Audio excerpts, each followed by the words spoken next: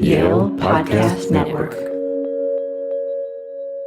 Welcome to the Quadcast, a Yale Divinity School podcast series focusing on issues related to religion, culture, and politics. In this episode, Emily Judd interviews YDS alum Dr. Julie Faith Parker, author of the book Eve Isn't Evil, Feminist Readings of the Bible to Upend Our Assumptions.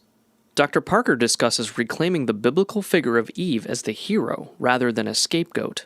So there's a lot that's in there that really makes her the hero of the story as I read it, but that's not what we've been told throughout the ages. She questions the common belief that only men wrote the Bible. There are some texts that really seem like they are women's stories, and there are some texts that are clearly in women's voices. She also interprets some of the most problematic passages for women in the New Testament through a feminist lens. This shows Jesus as a feminist, because he shows that he can admit he's wrong to a woman. And Dr. Parker argues that some of the women in Jesus' circle are more important than some of the 12 disciples. There are women who are much more important to Jesus, like Mary and Martha, Mary Magdalene, than Bartholomew, Thaddeus. What can you tell me about them? Nothing. For thousands of years, Eve, the first woman, has gotten a really bad reputation. First, for eating the forbidden fruit. Second, for convincing Adam to eat it as well. And three, for then causing original sin to fall on all humanity. But in your book titled Eve Isn't Evil, you reframe Eve as a curious seeker of knowledge instead of this scapegoat. How did you do that? Emily, it's actually not that hard if you just look closely at the text. So much of what we've heard about Eve, you mentioned that she's responsible for the fall. The word "the fall" is nowhere in the text at all. All of this that we've learned about her, these are just layers of interpretation that have become so well known to us, we assume they're in the text. But if you go back to the original Hebrew, you will discover so much of what we think we know about Eve actually isn't there. That's so interesting how you said that the fall is not in the text, because one thing I remember learning at YDS, at Yale Divinity School, was that the fruit, it was never mentioned that it was an apple in the text, but that idea developed over time, the thought that it was an apple, but it was never specified what type of fruit it was. So would you say that there are traditions that have been carried on, or are these interpretations? Tradition's a nice way to put it. I'd say it's a millennia of misogyny, honestly. This whole idea of saying that women are responsible for evil in the world, that women are the ones to blame for this original sin. Again, that word is nowhere in the text. Sin, original sin, not there at all. What Eve does in this story is so first she's created after the Ha-Adam, or the human creature, or the earthling. And she's so in my understanding, she is the crowning of creation. Just like in the first creation story in Genesis 1, the absolute culmination is on day 7, and that is the creation of the Sabbath. So in Genesis 2, you get all these different things that are created. You get the plants, and you get the animals, and you get this human one. And then the crowning of creation, the ultimate thing, is the woman. So she is the pinnacle of all this creation. And how is she created? She's not created from the head to rule above, or the feet to be below, but from the side to be alongside. And she is described as the Ezer Kenegdo in Hebrew, and that is the helper, to be literally to be facing. And so she is the one to be with this Ha-Adam, with the human one. But when it says helper, we think, that's the one who's going to get the cosmic coffee and clean up and tidy after all the important people have left. But in the Bible, 90% of the time, that same word refers to God. So it's really a great compliment to call her this Ezer. And she is the one, as I read it, and as the text can certainly sustain, she is the one who's the decision maker in this couple. That is why the snake goes to her, because she's a smart one. She wants to learn about ethics. She first thinks before she makes a decision. She's wise, she's discerning, she wants to know how to make her way in the world. She seeks wisdom, she seeks knowledge, and like Prometheus, she pays a big price. But she's not the only one who eats of it. And this was part of my original contribution to this discussion, is to point out how Adam is with her the whole time. That's clearly in the text, but what I've researched is the history around that word imach, meaning with her, saying that he is with her the whole time, and how he does nothing to intervene. He eats of the fruit also, and he's the only one who heard the commandment saying, don't eat of this fruit of the tree, because she hadn't been created yet. So there's a lot that's in there that really makes her the hero of the story as I read it, but that's not what we've been told throughout the ages. Well, I'm glad that you have absolved her of the guilt that has been put on her. I'm trying, Emily. About Eve, Sojourner Truth actually has a great quote. She once said in a speech, the speech was called Ain't I a Woman? She said, quote, if the first woman God ever made was strong enough to turn the world upside down all alone, these women together ought to be able to turn it back and get it right side up again. End quote. What do you think are the implications of a new biblical interpretation of Eve on women in our world today? I hope that it will provide a source of some resistance and a lot of liberation and joy. Because women are told frequently, especially in certain circles, and I would say even certain Christian circles, conservative Christian circles, and I say this, I'm a Christian myself, I'm an ordained minister in the United Methodist Church, that of what they can't do because of the Bible, because of women, because of Eve. And what I'm saying is not so fast. I feel that we can interpret the text lots of ways, and if anyone says my way is the only way or the right way, don't walk in the opposite direction. Because that's, I think, about control, about power, and it's not life-giving. And as I read the text, it's not in accordance with the Word of God. So I hope that these readings will empower women to recognize a few key principles. First, the Bible is descriptive of people from another time and place long ago and far away. It's not prescriptive for everything we should do in the 21st century. Second, there is no one right way to interpret the text, but there is a wrong way, and that's any way that is harmful to yourself or someone else. And third, the power is not in the text. The power is in the interpretation. So interpret it in a way that you find to be life-giving, which is what I hope that this understanding of Eve, that this feminist reading of the Bible will do not only for women, but also for all people who are interested and all people who love the Bible.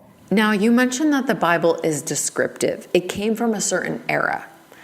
Some people say that because of this, the Bible is a patriarchal text because it was written by men, albeit divinely inspired. It was written by men who came from patriarchal cultures. Would you say that a feminist perspective of the Bible is then unfair to the text?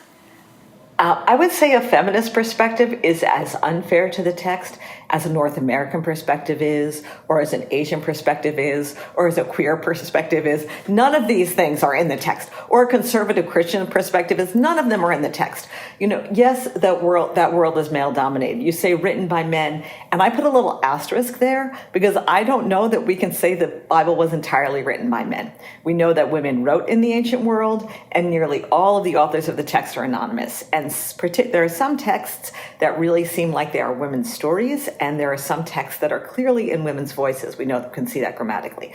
So I like to make space, at least for the possibility that some women contributed to the text, because we just don't know.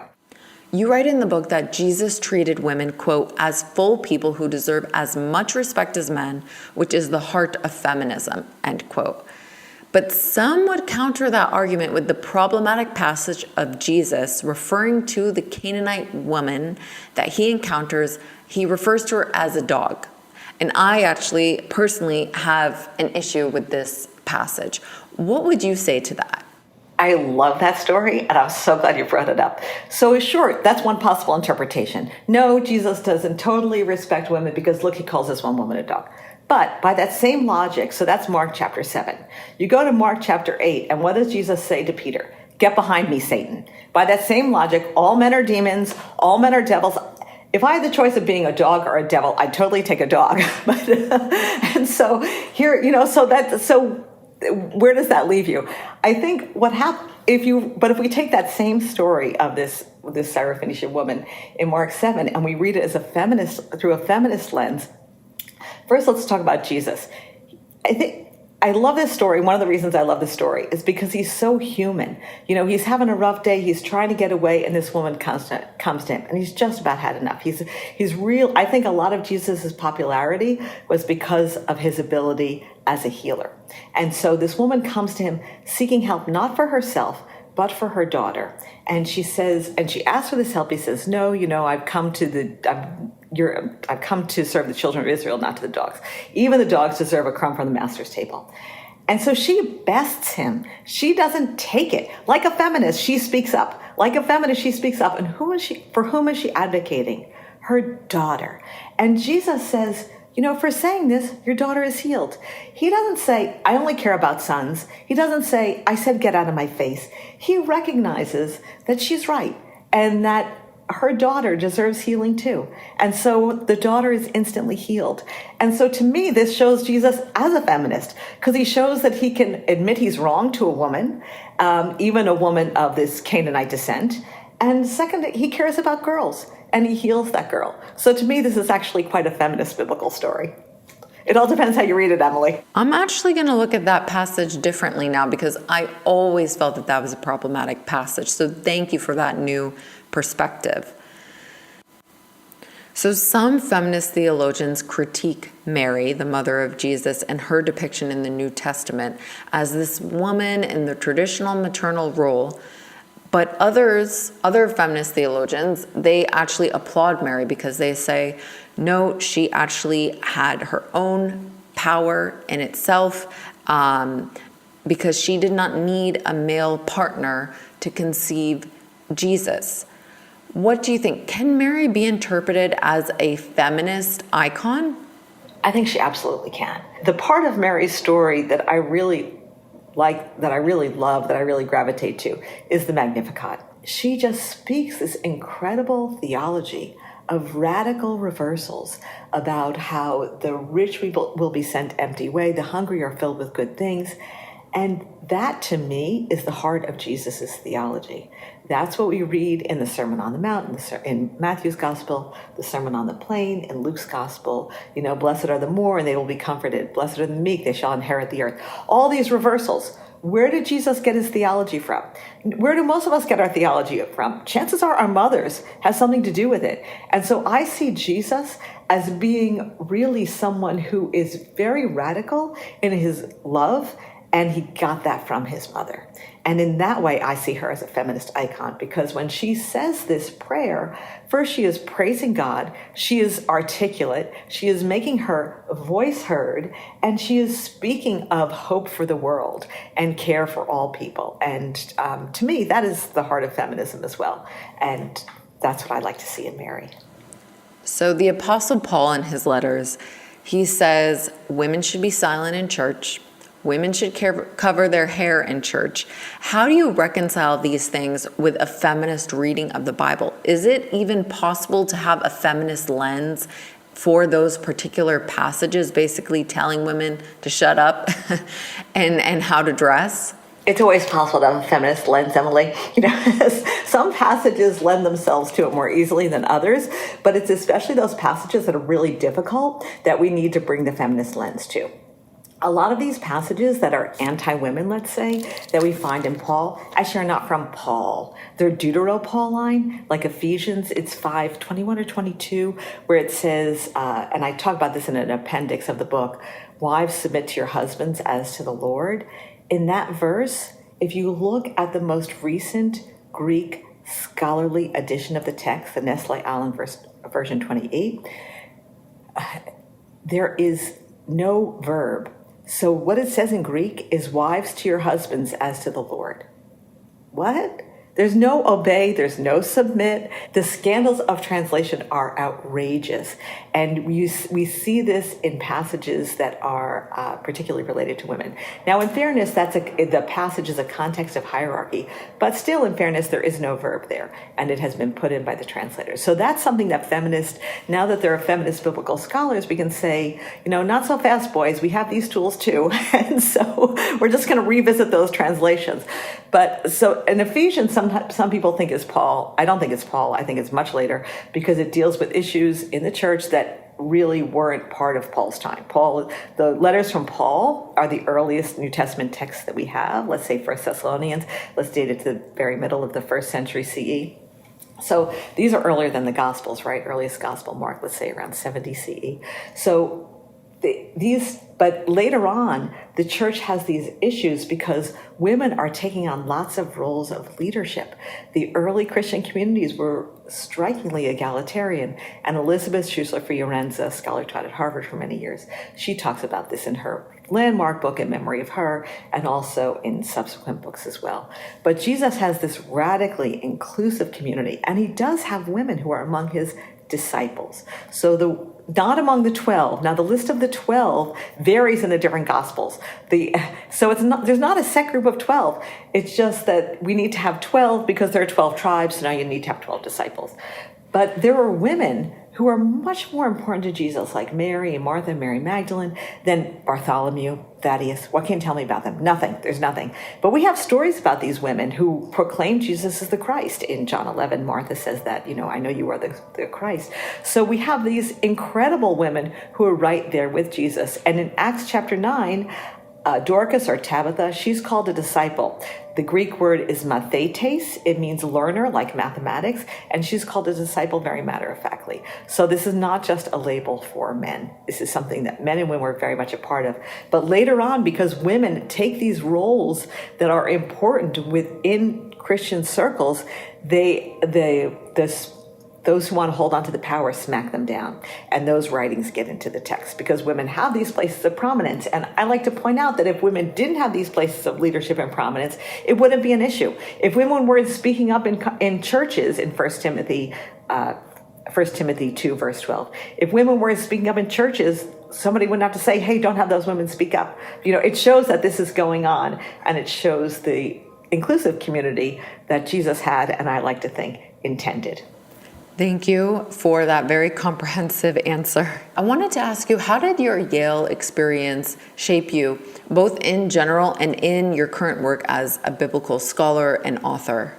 Well, I really loved my time at YDS and at Yale more widely. I say that if you like school, and I like school, Yale is one of the world's ultimate playgrounds, and the resources are incredible. I studied the Yale Babylonian collection, which is extraordinary. I used to take field trips there. I took a course with Ivan Marcus, used the collection of the Beinecke. Oh, Professor Ivan Marcus is one of my favorite professors. I actually meet up with him when we're in Jerusalem, whenever it aligns that we're there at the same time. He's so great.